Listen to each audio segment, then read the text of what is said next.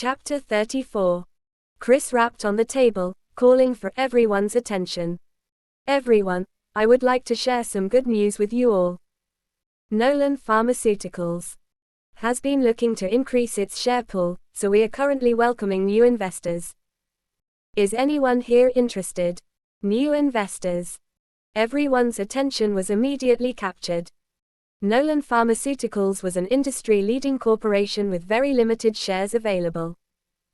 That was why Rhys' announcement came as a shock to everyone at the table.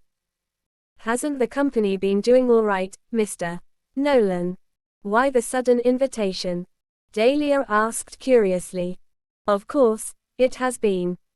We've just been planning to list our company publicly, that's why. As everyone knows, our company is not short on talent or the capability to overcome competition. This share listing is just so we have some funds to give our employees a good bonus this season. Rhys smiled. We haven't officially announced this to the public yet, and the spots are limited. If anyone here is interested, we can save some spots for you. That sure got everyone on board. Nolan Pharmaceuticals could easily bag them all hefty profits. Count me in, Mr. Nolan. I have $5 million to spare. James called out eagerly. $8 million on me. Florence followed. Rhys beamed. All right, 2 spots for you guys. Hey, I want a share too. You've got yourself another $3 million. $5 million for me, that's all my life savings. The family started shouting over each other, worried they wouldn't be able to get its share.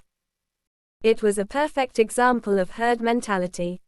What about you, Dahlia? How many shares would you like to get? Rhys turned to Dahlia. I can give you extra from the pot, given our relationship. Dahlia gave it some thought. She had learned a lot on her way up to where she was today.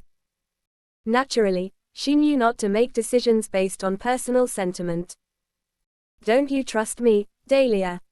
I'm offering you a share because you're important to me. You can say no if you want to, there are loads of other people waiting to get their share. Rhys huffed lightly. I didn't mean it like that. It's just that I'll be joining as a shareholder in a company with the Harmons very soon, so I'm being extra careful with how I'm spending my funds, just in case, she explained. How much do you have in hand right now? Rhys asked. Not much. So $1 million tops. That's more than enough. To be frank with you, you don't need that much to work with the Harmons. Why don't you consider investing in my company instead? We pay out really solid dividends each year. He's right, Dahlia. This is a once-in-a-lifetime opportunity. Florence cried. What are you waiting for, sis? You can trust Mr. Nolan. He's already helped you out so many times. James added. If you believe in me, Dahlia, then invest in my company. But if you don't, it's fine too, Rhys finally relented. All right then. After some hesitation, Dahlia finally nodded. She was only doing this to pay back the favor she owed Rhys, and he had insisted so much that it would be disrespectful to reject his offer. This investment wasn't a bad idea either. Just like that, Dahlia's $1 million were all promised to Nolan Pharmaceuticals. What about you, Dustin? Wanna buy a share? Rhys suddenly asked with a smirk he didn't bother hiding. Oh, and by the way, $1 million is the minimum investment amount. You can have a go at earning big if you have that much as a starter. Thanks, but no thanks. Hey, I see, are you not interested? Or, don't you have that much to spare?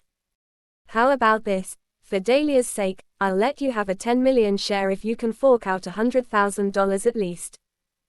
Rhys grinned. Dustin replied nonchalantly, no, thank you. I have no interest in a company that's on the verge of packing it up. That brought Rhys' mood to a shocked standstill.